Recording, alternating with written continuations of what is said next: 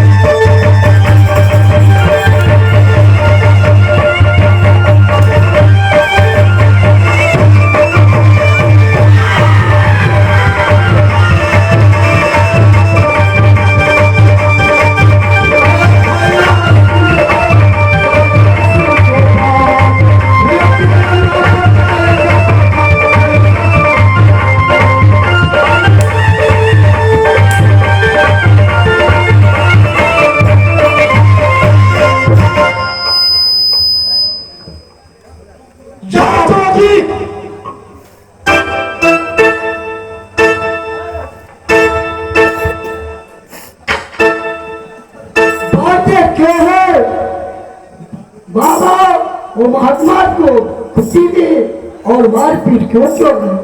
मैं इसलिए तुमको मारपीट किया हूँ। पहले सबसे पहले तुम्हारा चेला किधर गया?